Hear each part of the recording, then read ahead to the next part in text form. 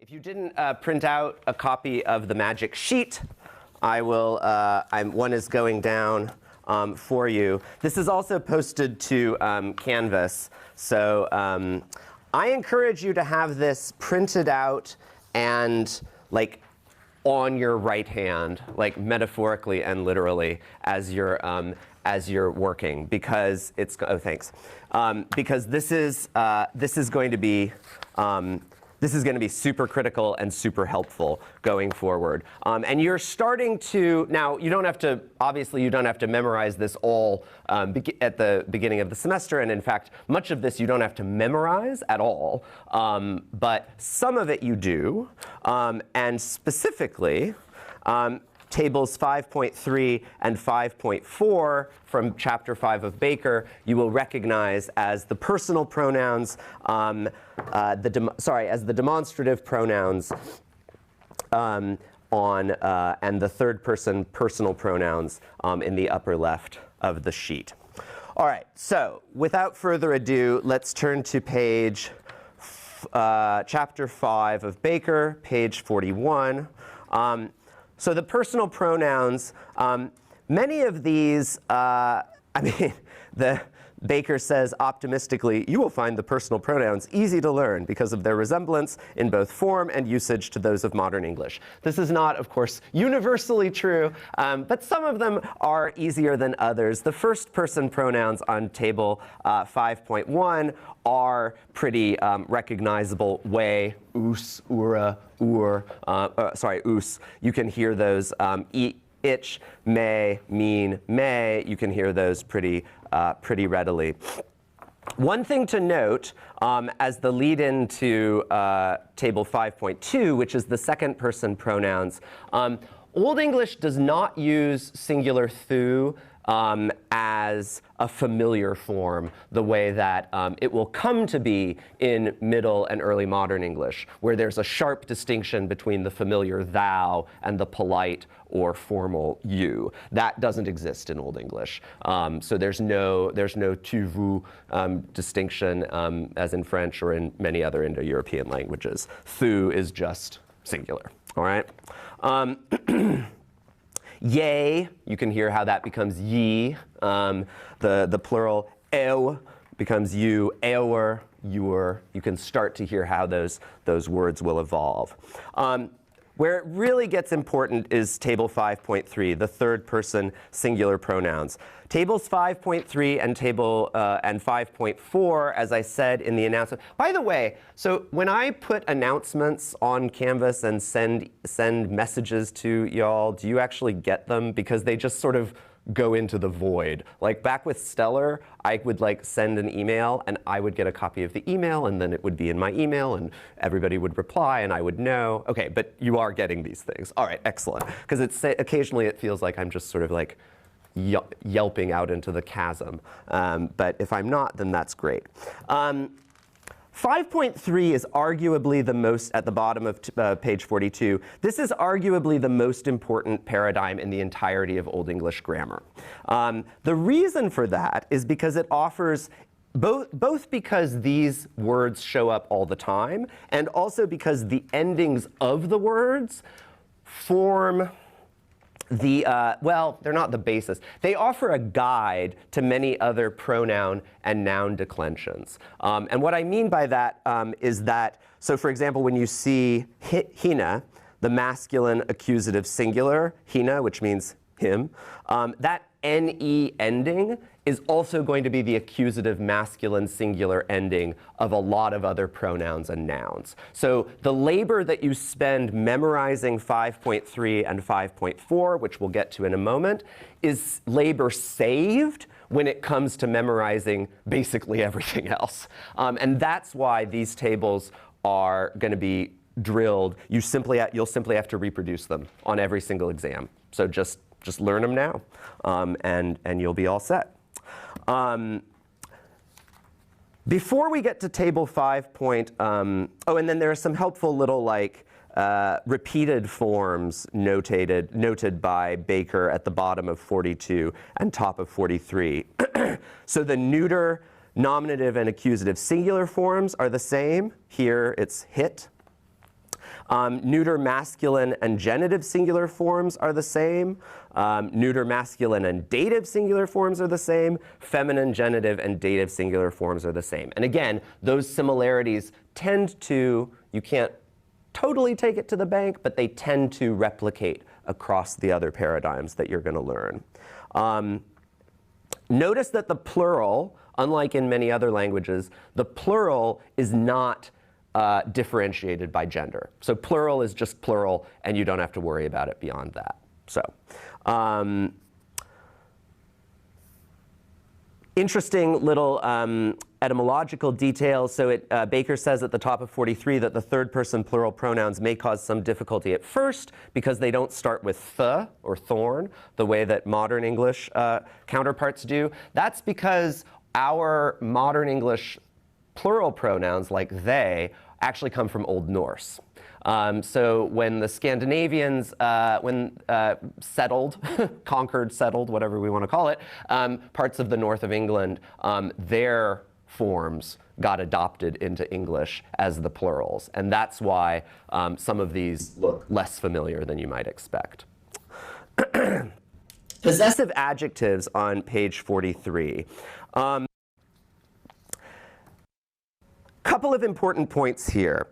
So on the bottom of the page, we see that Baker says that the third person genitive pronouns are used as possessive adjectives, and these work like modern English possessives in that they agree in gender and number with their antecedents, not the nouns that they modify. So in the example here, his ring, the gender of ring is immaterial. The his means that it's a man, or at least a masculine, grammatically masculine entity that owns the ring. So if it were her ring, it would be what? What's the genitive singular feminine? Hira. Very good. Hira ring. And that's the way it is in modern English, right? Those rules are reversed, however, when we get to the first and second person possessive adjectives. So if you talk about these words, take their endings from the nouns that they modify, not their antecedents. So what that means is that if you're ever talking about my ship in Old English, the form of the word my is going to be neuter because ship is neuter. It does not matter who owns the ship. It's going to be, that form will be neuter. And the same is true of the second person as well. So minum shippe in the dative, thine wayan in the accusative, euru horse, your horses. This is not going to be, this will come to be normalized and naturalized the more you work with it. But it is important to recognize that difference. So to make the first and second person possessive adjectives, strong adjective endings, which we'll get to in a moment, are added to the genitive pronoun forms. These strong adjective endings are actually going to look very similar to the forms on table 5.4, which are the demonstrative pronouns. So turn to page 44 and take a look here at se, that, so. These words can mean any of the, that, and in the plural, those.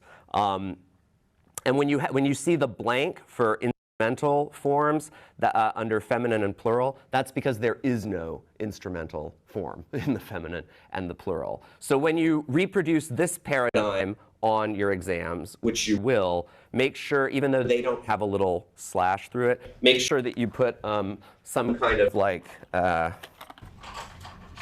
some kind of empty set sign or a slash or an NA or something for the feminine and plural instrumental forms, so that I know that you didn't just forget it. If you just leave it blank the way they do here, I'll take off. So make sure that you indicate that you know that there is no feminine or plural instrumental form. Other than that, you just have to reproduce exactly what's on this, what's in this table. This these are free points on every single exam, so just make sure you know them, because they are so important everywhere else.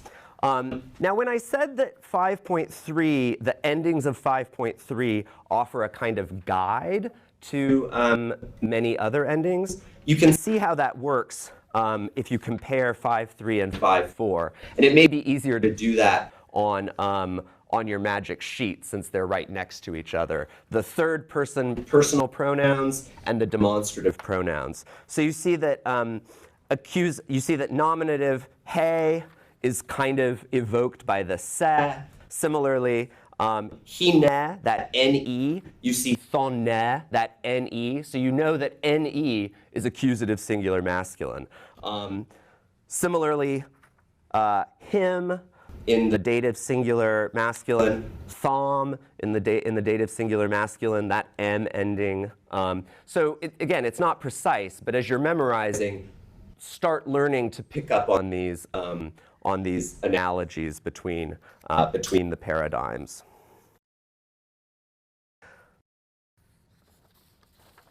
Any questions on this so far?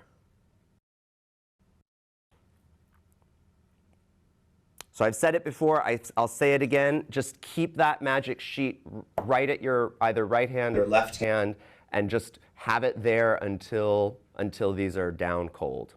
And actually even beyond when they're down cold.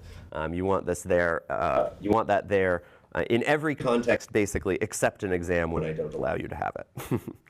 All right. Bottom of page 44, the dual. So like ancient Greek and some other languages, Old English has not just a singular and a plural number, but also a dual, which is used specifically for to indicate two-ness. So we two, you two, the two of us, that's how you would translate that. Most of these, the dual pronouns have all fall out of the language by the time we get to Middle English. So you probably won't recognize any of these, and you don't need to memorize them for exams, but you do need to be aware of them because they get used in poetry a fair bit when the poet wants to emphasize two-ness. 5.2.2, common spelling variants. The most important of these, and the only ones that you really need to remember, well, the ones that will show up the most often are hyne, H-Y-N-E, for hine, H-I-N-E, and he, H-I, and H, or hy, H-Y, for hia, for the third person plural. So just don't get thrown off if you see if you see a spelling variant. Because remember, there's no such thing as standardized spelling in English until really the 1700s.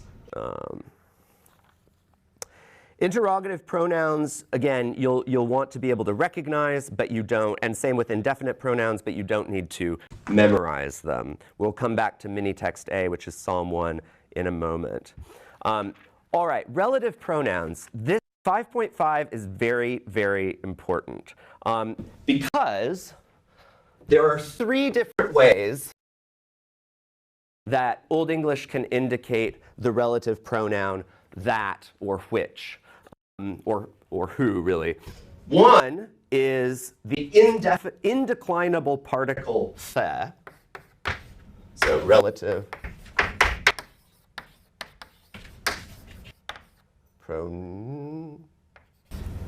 that says pronouns, even if it's not clear. Three ways of indicating the relative pronoun. One is the indeclinable particle the. This is the easiest and nicest because it doesn't get declined, so it just means which, right? What is the difference, by the way, between the and they? We know what this is. What's that?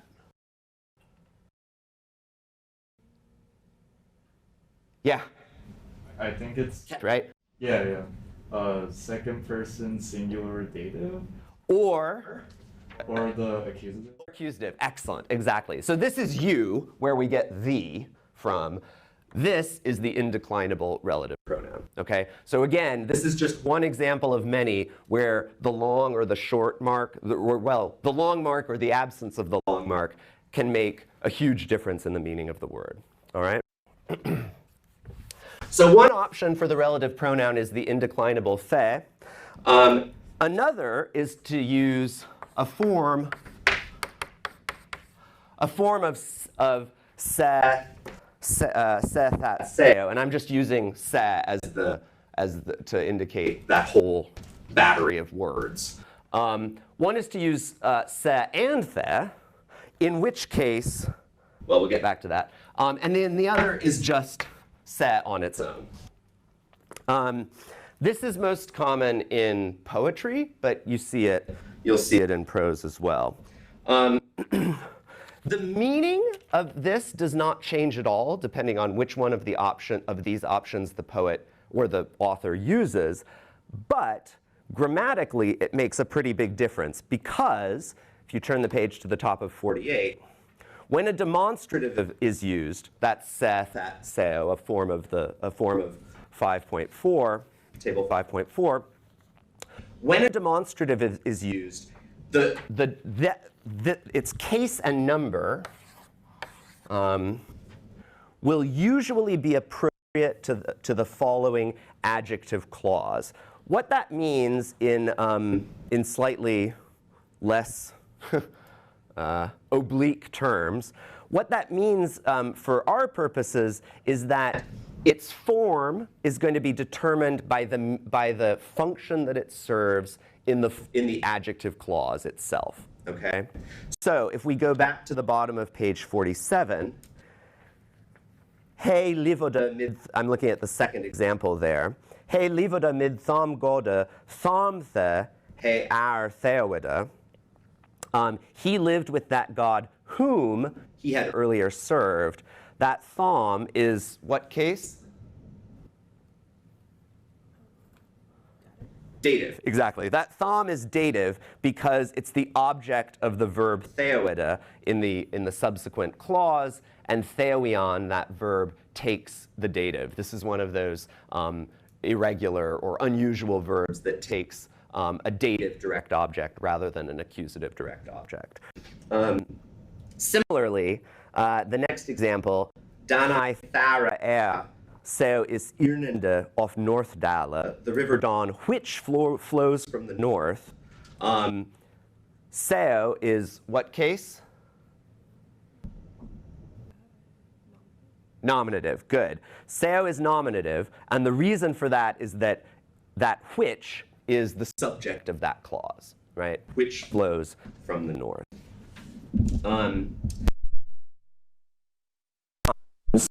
Demonstrative will agree. Now I'm back at the top of page 48. Sometimes the demonstrative will agree with the word that the adjective clause modifies. So here we have an example which I'll read out loud. Utan we hina ek biddan that he us yeshilda with grimnisse missen likra uvela and wita farethe he on middanyard sendeth for nasun. Let us also entreat him that he shield us from the severity of various evils and punishments that he sends to the earth because of men's sins. As Baker points out, the relative pronoun thara the agrees with the genitive plural that is its antecedent. Technically, it should because it's the object of the verb sendeth, which he sends, that he sends to the earth, technically that should be what case? That thara. Assuming that send on is a verb. Accusative, exactly. And what would the plural accusative be? Form be? Tha, exactly. So theoretically, this should be tha-the instead of thara-the. But there were so many kind of accumulated genitive plurals that the author got caught up in the form and did it quote unquote wrong. So just we today sometimes make grammar quote unquote mistakes, which is what we say or what we write violate the prescriptive rules that have been set out. So too that was true in Old English. Just be aware of that.